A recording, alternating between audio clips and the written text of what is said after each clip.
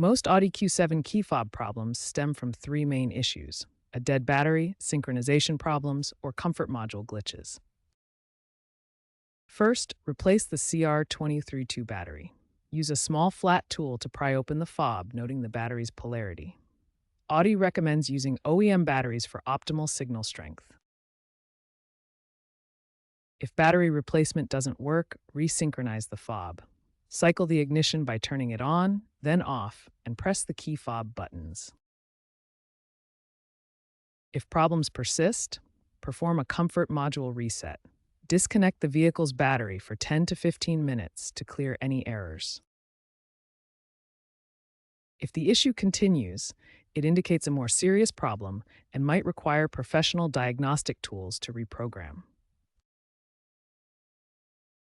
If the initial fixes fail, the comfort module itself might be faulty, indicated by OBD2 error codes like B476. Certain Q7 models, especially hybrids, are prone to key fob issues due to integrated battery management systems, requiring software updates available via the Audi Connect app or dealership visits.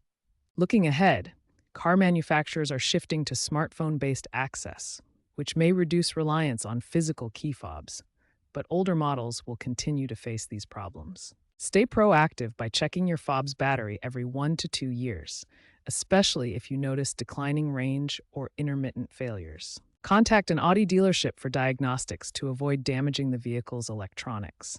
You can save between $200 to $400 trying these fixes yourself, rather than going straight to a dealership.